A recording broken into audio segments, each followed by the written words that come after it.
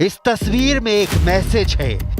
एक तरफ गाजा और लेबनान पर बमबारी, तबाह होती हजारों जिंदगी, खंडहर बनते जा रहे शहर, और दूसरी तरफ सऊदी अरब की राजधानी रियाद में अरब इस्लामिक शिखर वार्ता। पश्चिम एशिया में कुछ बड़ा होने वाला है। क्या अब नेतन्याहू के खिलाफ अरब देशों का चक्रव्यूह तैयार हो चुका है? क्या ये चक्रव्यूह गाजा और लेबनान पर लगातार बमबारी और 48,000 लोगों की मौत का बदला लेगा? क्या अरब के इस चक्रव्यूह में नेतन्याहू और इजराइल की हार फाइनल है? अरब का चक्रव्यूह कौन चला रहा है? क्या इसकी कमान सऊदी अरब के हाथ में है या फिर लगाम ईरान के हाथों में है? मीटिंग ऐसी रही जिसमें एक साल पहले तक एक दूसरे के कट्टर दुश्मन रहे दोस्त बन चुके हैं। यहां सऊदी अरब की दावत पर सीरिया के राष्ट्रपति बशर अल असद भी पहुंचे। ईरान के उपराष्ट्रपति भी आए। जॉर्डन के किंग से लेकर मिस्र के राष्ट्रपति अब्दुल फतह अल सीसी भी पहुंचे। यहां तुर्की के राष्ट्रपति रेजेप तैयप एर्दोआन की मौजूदगी भी एक मैसेज दे रही है। अरब और इस्लामिक वर्ल्ड के 50 से ज्यादा राष्ट्राध्यक्ष और लीडर इस समिट में शामिल हुए और फिर आया सबसे अहम मैसेज। सऊदी अरब के क्राउन प्रिंस मोहम्मद बिन सलमान का इजराइल के खिलाफ सबसे तीखा पैगाम, सबसे कड़वे शब्द, सबसे बड़ी चेतावनी। تجدد المملكة ديانتها ورفضها القاطع للإبادة الجماعية التي ترتكبها إسرائيل بحق الشعب الفلسطيني الشقيق، وراح ضحاياها أكثر من 150 ألف من الشهداء والمصابين والمفقودين، معظمهم من النساء والأطفال. ونؤكد أن استمرار إسرائيل في جرائمها بحق الأبرياء والإمعان في انتهاك قدسية المسجد الأقصى المبارك والانتقاص من الدور المحوري للسلطة الوطنية الفلسطينية على كل الأراضي الفلسطينية من شأنها تقويض جهود الهادفة لحصول الشعب الفلسطيني على حقوقه المشروعة وإحلال السلام في المنطقة. मोहम्मद बिन सलमान ने यह भी कहा कि इजराइल ईरान पर हमला करने की गलती ना करे और फौरन गाजा और वेस्ट बैंक से अपनी फौज वापस बुलाए। गाजा में इजराइल की बमबारी शुरू होने के बाद यह पहली बार है जब सऊदी अरब ने नेतन्याहू के युद्ध पर इतने सख्त शब्दों का इस्तेमाल किया है। गाजा में अब तक 43,500 से ज्यादा लोगों की मौत हो चुकी है। लेबनान में मरने वालों की तादाद 3,200 तक पहुंच गई है। ये ऐसे आंकड़े हैं जिसे लेकर अभी तक इजराइल को सबसे बड़ी टक्कर सिर्फ ईरान ने दी है।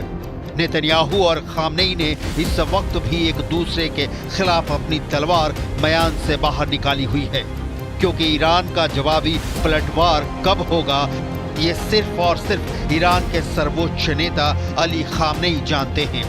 लेकिन जब अमेरिका में डोनाल्ड ट्रंप के आने के बाद इजराइल को अरब देशों के साथ अब्राहम अकॉर्ड मजबूत होने की उम्मीद नजर आ रही थी, तब सऊदी अरब के क्राउन प्रिंस मोहम्मद बिन सलमान ने एक ऐसा अरब चक्र दिखाया है जिसमें नेतन्याहू घिरे हुए नजर आ रहे हैं।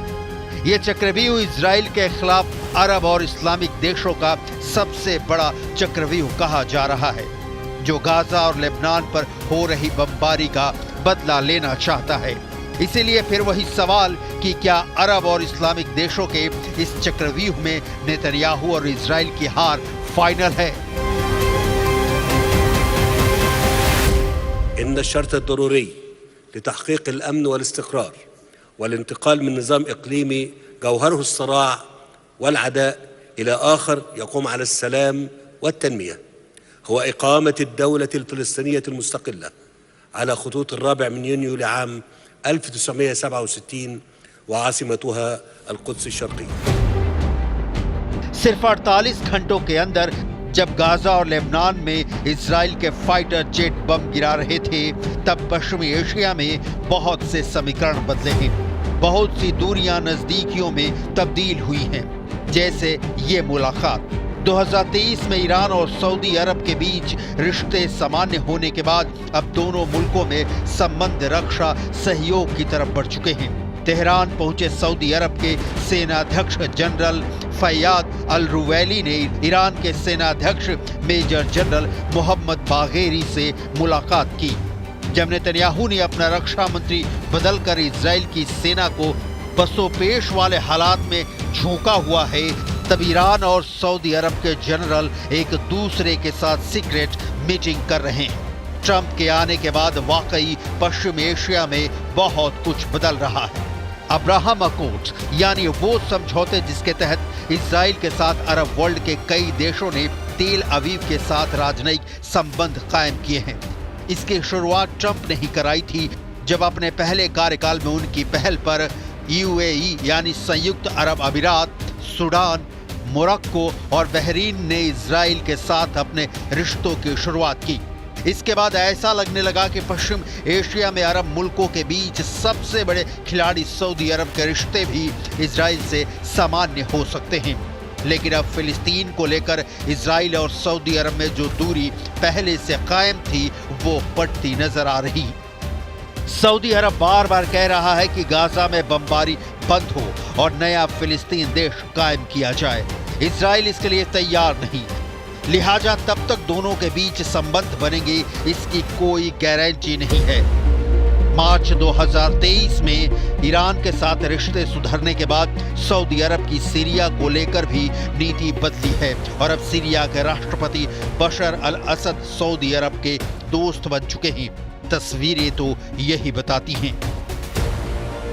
نحن لا نتعامل مع دولة بالمعنى القانوني وإنما مع كيان استعماري خارج عن القانون. نحن لا نتعامل مع شعب بالمعنى الحضاري وإنما مع قطعان من المستوطنين أقرب إلى الهمجية منهم إلى الإنسانية. ومن غير الصحيح القول أن المشكلة هي في حكومة راهنة متطرفة فاقدة للعقل وشعب مذعور مما حصل في 7 من تشرين الأول في العام الماضي. كلهم يعملون بعقل إيديولوجي واحد، عقل مريض بسفك الدماء، مريض بوهم التفوق، مصاب بانفصام الشخصية بين كره النازية ظاهريا وعشقها كجزء عضوي منه واقعيا। 2023 में भी 11 नवंबर को रियाद में यही मीटिंग हुई थी। तब भी कई मुस्लिम देशों के नेता शामिल हुए थे। तब भी मुस्लिम देशों ने एकजुट होने और इजराइल पर पाबंदी लगाने की मांग की थी। लेकिन पिछली बार के मुकाबले इस बार अरब देशों के शब्द इजराइल को ज्यादा परेशान कर सकते हैं।